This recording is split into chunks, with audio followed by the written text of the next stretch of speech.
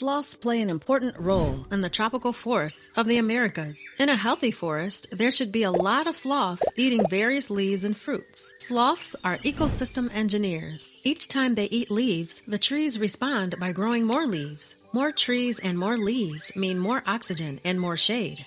They also recycle these nutrients back into the environment every time they take a poop, which is not too often. As their poop breaks down, it fertilizes the soil. Nutrients are used by the trees that the sloths utilize. By recycling nutrients, they maintain their own restaurant. This also ensures that future generations of sloths will have a forest that feeds them.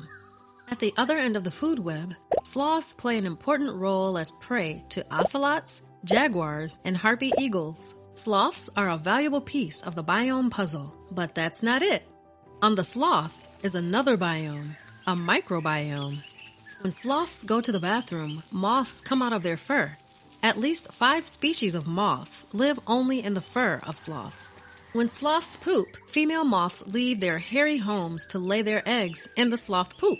Many adult females jump back on and get a free ride up to the top of the canopy. Others miss out and can become prey to a variety of animals. Once the eggs hatch, the larvae eat the sloth poop for nutrients. Several species of beetles, whose larvae also eat sloth poop, can be found living in sloth fur too.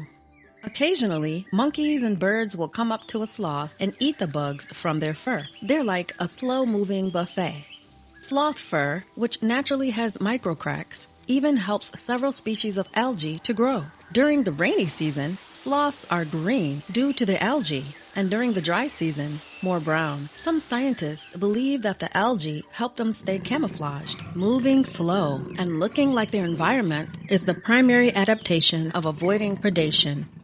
Microscopic organisms like protozoans, amoebas, protists, and fungi also live on sloth fur. Researchers are currently looking at the fungal species as treatment for malaria, Chagas disease, and even breast cancer. The microbiome on sloths could help save lives, but for us to find out, we need to save sloths and their habitats. There are 6 species of sloths, and all populations are in decline. 4 out of 6 species are affected by habitat loss due to deforestation and wildfires. The other 2 are also affected by habitat loss due to land use change. When there are no forests, there are no trees, and that means no habitat for sloths.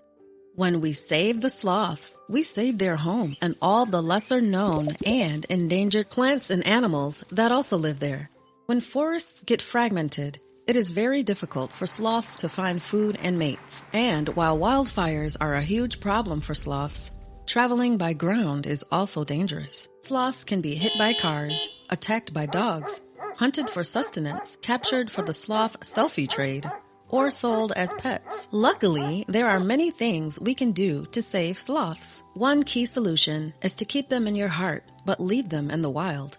Xenarthrans should not be kept as pets. Support programs that save their natural habitat so they can have a forever home. Research and buy sustainably sourced products. This may encourage countries to keep their forests and not turn them into cattle ranches, plantations, or cities.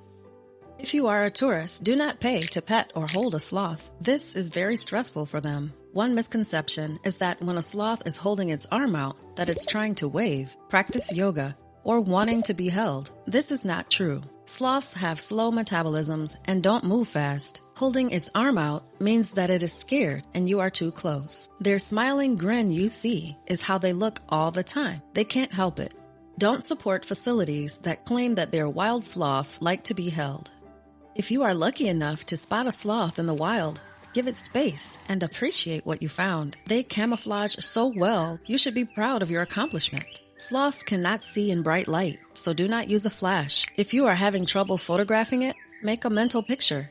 Not everything needs to be documented on social media. When you see a sloth, act like one. Move slowly and stay quiet.